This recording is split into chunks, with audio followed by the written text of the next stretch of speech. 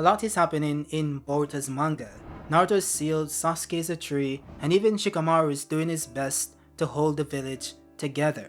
Everyone has a role to play except for Kakashi. He's just gone. No explanation, no mention, nothing. The man who has been at the heart of every single major conflict in Naruto's timeline from the Third Great War to Kaguya just disappeared. Not just retired, but straight up missing from the narrative. Nobody mentions him, nobody references him, and for some reason, no one in universe seems to question it.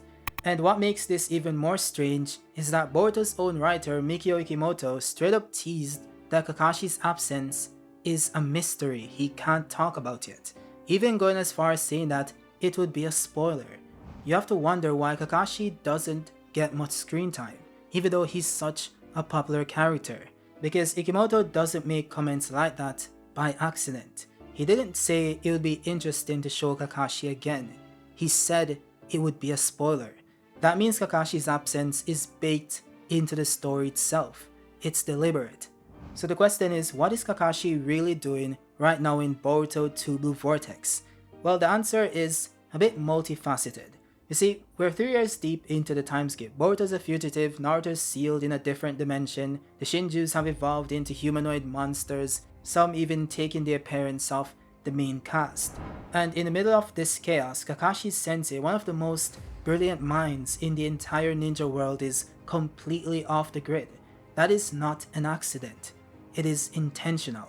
There's no way he's sitting around reading make-out tactics novels while Konoha burns from the inside out and the world is on the brink of destruction. So what is happening? Well, I believe that Kakashi is working very closely with Orochimaru.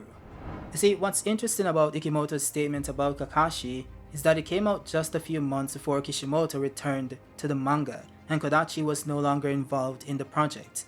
It was also revealed that the person actively writing Boruto is Ikemoto himself. Kishimoto is his supervisor who reviews his work before it's published and they run ideas by each other. He initially gave them an outline back in 2016, but the story is far removed from the original draft as stated by Kishimoto himself.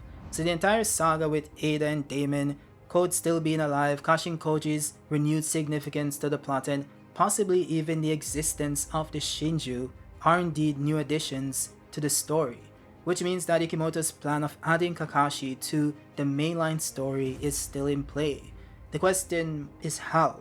Given what happened to Kakashi at the end of the original manga, how useful could he be?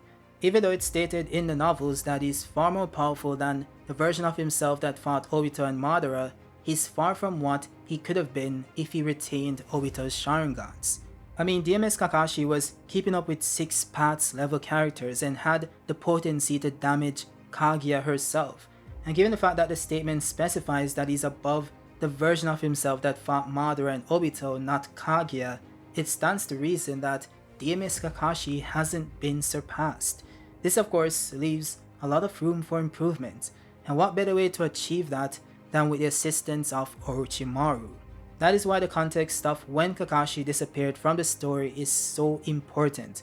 While Kakashi has never been featured in Boruto's manga, he is very prominent in the anime. In fact, the last time we saw him was in episode 260 titled Fireworks and Love, reflecting on his time in retirement and the state of the shinobi world. After that, he pretty much disappeared from the anime, never to be seen again, which is very important since what came before this was the battle with Ishiki. That was the event that depowered the strongest characters on the planet, leaving them vulnerable to subsequent invasions. In fact, just following that event, Amado revealed that there's still an enemy out there that Naruto likely couldn't defeat, a cyborg named Code.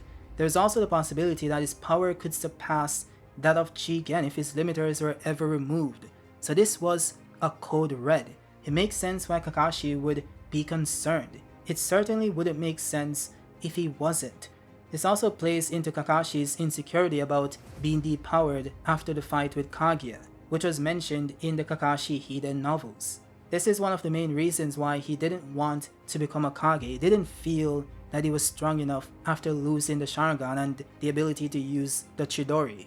Though the question has always been, what could he really do about this? There's only so much training one can undergo before they reach that limit, which is what then leads us to Orochimaru.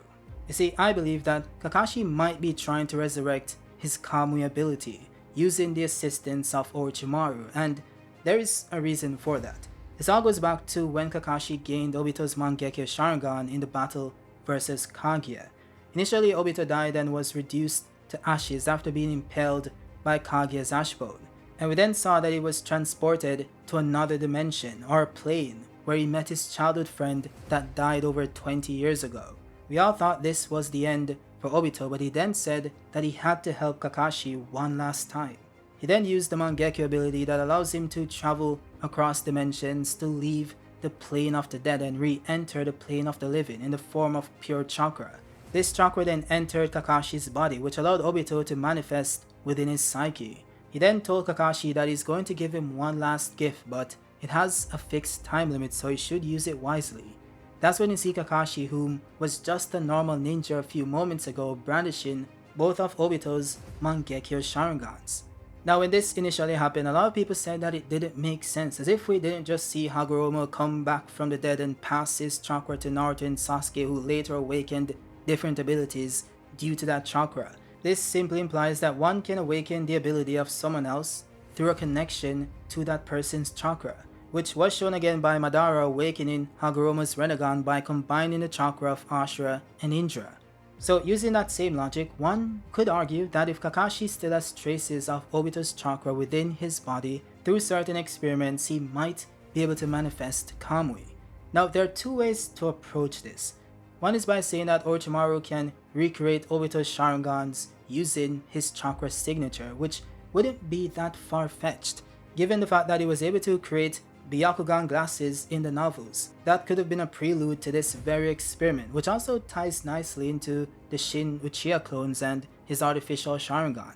Though there is a second option, which is that he doesn't necessarily need to manifest the Mangekyo Sharingan itself, just the ability to use Kamui. This makes sense since space-time ninjutsu itself doesn't require a dojutsu, as seen with Code and Kinshiki. That's just how Obito could use his. And we also have examples of precognition being used by characters like Kashin Koji without the assistance of a dojutsu, which means that there's really no mechanical limitation within the universe itself. So whether Kakashi regains the Sharingans or not is totally irrelevant. He just needs to have the ability. By the way, and I say this jokingly to some extent, but this was also foreshadowed in Boruto episode 106. It showed Kakashi going crazy and the animators snuck in Obito's Mangekyo design in Kakashi's left eye. It is important to note that this was adapted from the novels. He's actually using Genjutsu to trick someone into thinking that he has the Mangekyo, but that's just a funny thing I like to mention. Now there's another way in which this could happen. We've already established that one could gain the ability to use a Sharingan and its abilities just by having the chakra of that person. So what if, and I've made this theory before, but what if, after all these years of having Obito's eyes, altered Kakashi's own chakra signature to some extent? This really stems from what Minato did to Kurama and Naruto. He separated the Nine Tails by splitting its chakra in half using the Reaper Death Seal, then sealed one half in Naruto himself. Though what's very interesting about this is that Minato created the seal with the intention of having the chakra of the Nine Tails slowly leak out over time, which would then merge with Naruto's chakra, thus making him stronger. Now Naruto didn't gain any abilities from this process, but you could argue that it amped his stamina and healing factor beyond what it would have been absent of that chakra. So using the logic of the chakras combining over time, meaning that Naruto's chakra is now part of Kurama's, one could argue that Kakashi's is also now part Obito's.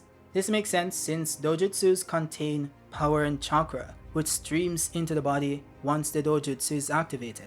This was ironically confirmed by Obito himself when he said that chakra from Madara's Renegans was too much for him to handle, and also when Sasuke said that he could feel the power flowing into him after implanting Itachi's eyes.